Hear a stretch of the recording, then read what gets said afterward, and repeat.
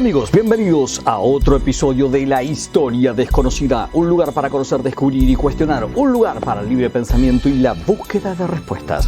Y en el episodio de hoy vamos a contarles una breve historia sobre el arma más antigua de la humanidad. Pero antes de comenzar, no te olvides de darle like, suscribirte y activar la campanita si es que te gusta el contenido de este video. Lo mismo que no te olvides de dejar tu pregunta, reflexión y o comentario abajo. Vayamos a la batalla de hoy.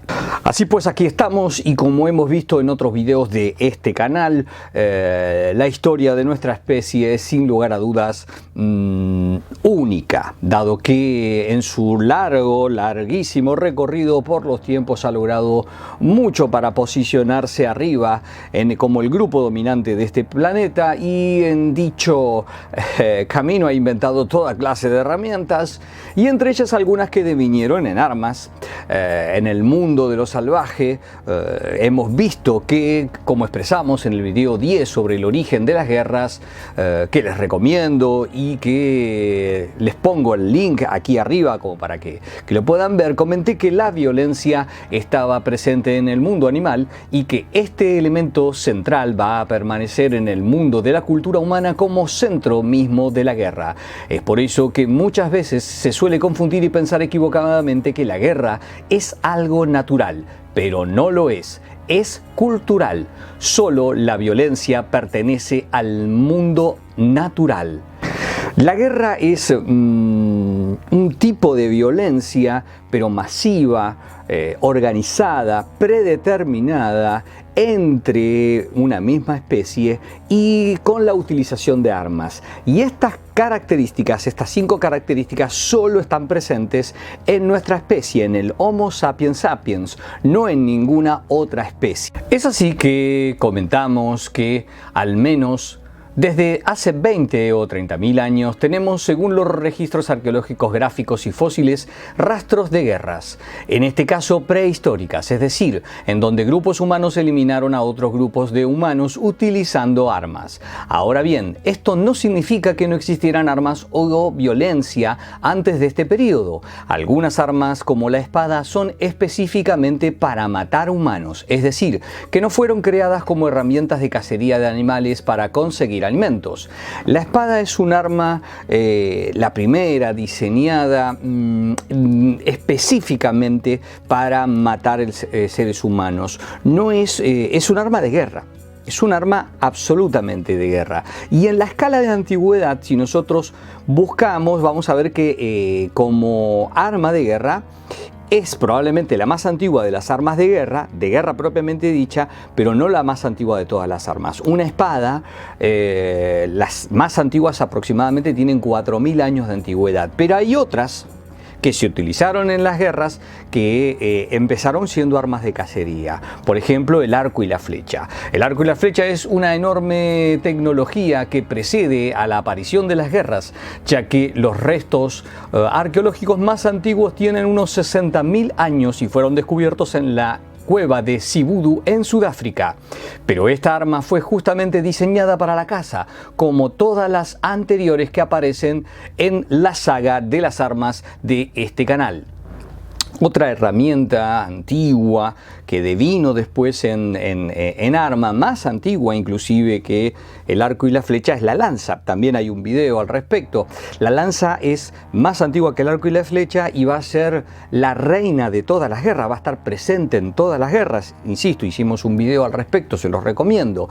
La lanza tiene aproximadamente 500.000 de años, 500.000. Inclusive hay registros en otras especies, no Homo sapiens sapiens, pero sí de homínidos con este tipo de armas. Sin embargo, vamos a ver que hay un arma que precede a todas, al arco y la flecha, a la lanza, que es muy antigua, obviamente a la espada, que como arma de caza o herramienta en un principio y luego con múltiples usos, se le va a dar tanto a la guerra como la muerte de humanos.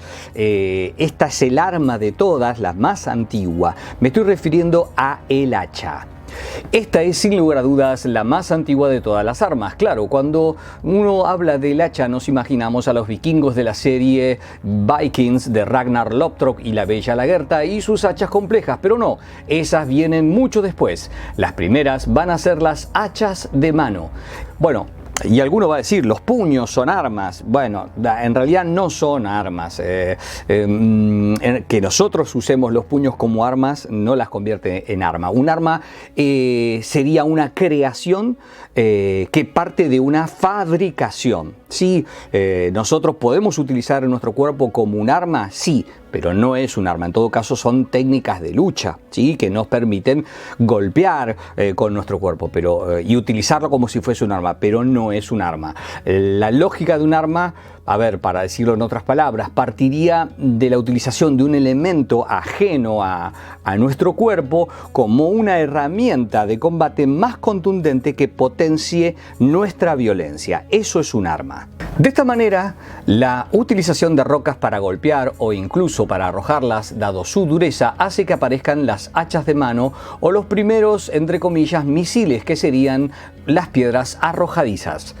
Los rastros más antiguos datan de al menos 1.700.000 años en el lago Turkana en Kenia o 1,5 millones de años en los yacimientos de Olduvai de Tanzania, de lo que se conoce como la industria achelense. Y en este caso, esta industria achelense y estos registros fueron fabricados por antecesores nuestros, los Homo erectus y los Homo ergaster, que también son homínidos, pero que son anteriores, dado que hace 1,5 millones de años nuestra especie, el Homo sapiens sapiens, todavía no figuraba por ningún lado. Los rastros más antiguos de nuestra especie oscilan entre 300, algunos hablan de 400.000 años. Está todo por verse. Lo cierto es que justamente esta será la herramienta de corte y golpe para abrir animales, y también está demostrado que fue con algún tipo de estas rocas, las hachas de mano, que un homínido asesinó a otro homínido en lo que podemos datar como el primer asesinato de la historia del que se tiene registros. Diríamos nosotros, los verdaderos Abel y Caín históricos. Este asesinato del que se tiene registro arqueológico se data de unos 430.000 años y fue encontrado en España, en lo que se conoce como la cima de los huesos, en Atapuerca, en la región de Atapuerca, en Burgos, en donde un cráneo, el cráneo 17 específicamente, tiene 2 golpes aquí, en el marote, como decimos nosotros, que están hechos, los dos son iguales, es decir, que están hechos con la misma piedra, así que lo golpearon una y otra vez, y que justamente estas hendiduras muestran este episodio de violencia entre pares, porque solamente pudo haberlo hecho un ser humano agarrándolo y golpeando de forma contundente, y es como el primer dato que tenemos de violencia. Por supuesto que muy pronto estas hachas de mano van a sumar a otra arma o herramienta antigua, también de las más antiguas, el garrote, que podía ser un palo o trozo de madera que, al sumar en la punta de estos garrotes una piedra afilada o extremo contundente con un mango o asta de madera, va a dar comienzo a estas míticas armas antiguas. De esta manera, la inclusión del garrote, ¿sí?, con su extremo, va a dar lo que se conoce una mayor inercia, es decir, se extiende el brazo y va a dar más fuerza al golpe con esa inercia, y de eso se trata. Y el hacha va a matar tanto como con el golpe del garrote, pero aparte le va a sumar el corte, o sea que va a ser golpe y corte. De esta manera podemos decir que es un arma mezcla de lo que va a ser un arma de guerra como la espada, que también mata con el corte, y con el mazo, que mata con el golpe. O sea que tenemos corte y golpe en un solo arma. El hacha se vuelve entonces un arma de extrema violencia por su contundencia de sumar esas características. Golpe y corte la vuelve la herramienta por antonomasia para cortar tanto leña como trozos de seres humanos. Aparecen entonces las llamadas primeras hachas o hachas planas sumerias. Lo mismo va a suceder con otros pueblos, como el pueblo egipcio, que tenían su variedad de mazos y hachas hachas que se van a dar primordialmente en el Reino Medio cuando se generalice el uso del bronce, dado que en el Imperio Antiguo las hachas y todas las herramientas utilizaban la piedra como el elemento predominante.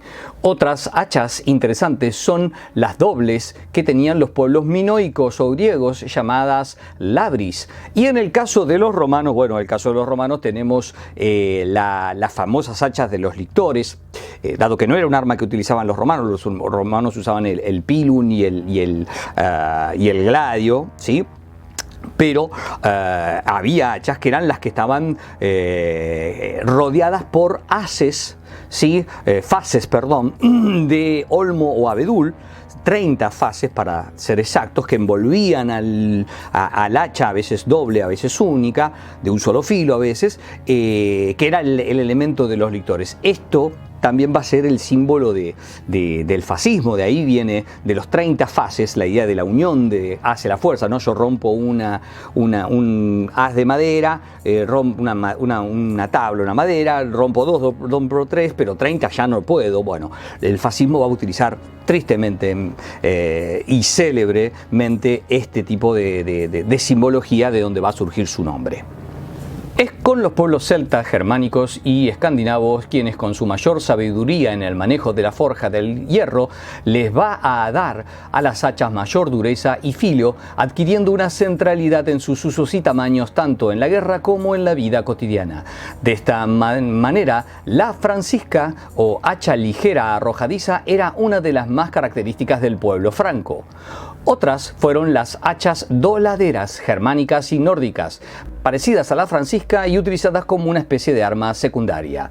Existían además hachas largas de 2 manos, que estos se ven muy bien en el tapiz de Bayeux, de la reina Leonor, que había hecho para conmemorar la batalla de Hastings de Guillermo el Conquistador. Bueno, en el tapiz aparecen muchas de estas hachas de doble mano que utilizaban de uno y otro lado, tanto normandos como sajones. Y que también aparecen las hachas danesas, porque también se da la invasión de pueblos vikingos consecutivamente en este 1066. Como sea, los vikingos entonces van a ser importantes utilizadores de la combinación de estas dos hachas, la de doble mano y las doladeras o arrojadizas. Es con la Edad Media en que las hachas se vuelven armas más especializadas, puesto que las armaduras de placas empiezan a reemplazar a las cotas de mallas. Es así que lo que se busca es atravesar las duras láminas de metal de aquellas armaduras o derribar a los caballeros de su montura con un golpe lo suficientemente contundente. Y entonces aparecen armas especializadas como los martillos, o los mazos, o las armas ennastadas largas, ¿sí?, que estaban en función de derribar a estos caballeros. En esta mezcolanza aparece lo que se conoce como las hachas de armas, que son hachas que tienen aditivos como puntas y ganchos, que lo que sirven es para enganchar y apuñalar y enganchar, para jalar hacia abajo, sacar al oponente de la montura y darles un final feliz en el piso. Bueno, otras armas de astas que estaban en esa época eran las partesanas, que van a agregar, a las partesanas se le va a agregar el hacha, dando entonces la aparición de lo que se conoce como las alabardas, que van a ser mortíferas. Las alabardas, muy conocidas, van a ser mortíferas en manos de los infantes suizos, que van a dejar un corredor de muerte en distintas batallas de finales del siglo XV.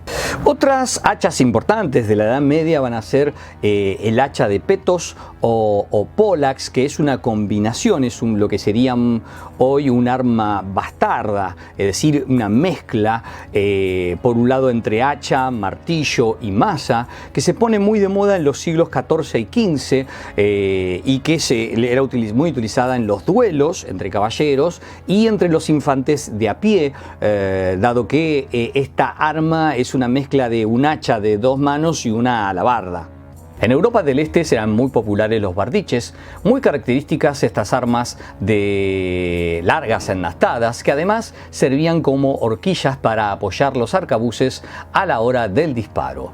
Con el paso del tiempo aparecen armas más especializadas como híbridos en donde se le puede dar distintos usos, pistolas con hachas que pueden resultar raras pero muy eficaces cuando hace su aparición las armas de fuego y esto se va a dar entre finales de la Edad Media y principios de la Edad Moderna.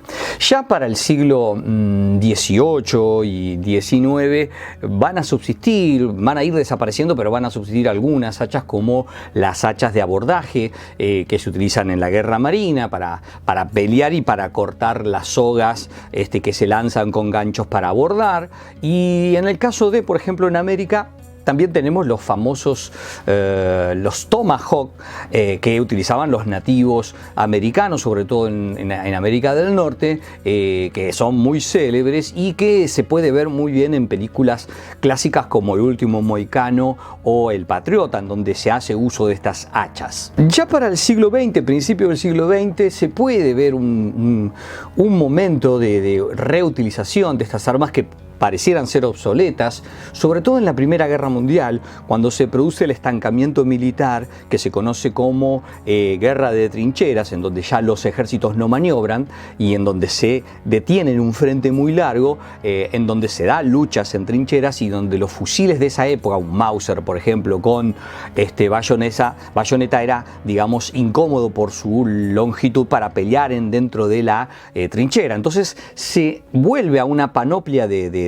armamentos y armaduras estilo medieval, mazos, la pala que empieza a ser utilizada como un arma, casi como un hacha, porque se le empieza a dar filo en una parte y se golpea como si fuera un hacha, y aparecen también mazos y hachas de ese periodo, del periodo ya siglo XX, para ese tipo de guerra de combate cuerpo a cuerpo. Finalmente, para esta época podemos decir que el hacha subsiste en el caso de el uso del hacha, en el caso obviamente de los leñadores como una herramienta y en el caso de los bomberos como también una herramienta para poder abrirse paso al fuego. Y en todo caso los comandos en la guerra moderna, en lo que sería las misiones de exploración junto con el cuchillo de guerra, puede ser una de las herramientas que se utiliza, las hachas tácticas para muertes silenciosas y demás, que siguen estando, pero que comparado con las modernas armas se vuelven un poco obsoletas y son como un último recurso, o simplemente se utiliza para el cortado de leña y en todo caso, tal vez, si no queda otra, como herramienta de guerra. De esta manera hemos recorrido muy rápidamente la historia del hacha con sus distintas evoluciones, y vemos que ha sido el arma que ha acompañado toda la historia de la humanidad, la más antigua desde el principio, y que nos ha llevado este video breve para que lo tengan ustedes. Así pues, nos veremos en el próximo episodio de La Historia Desconocida. ¡Hasta la próxima batalla, amigos!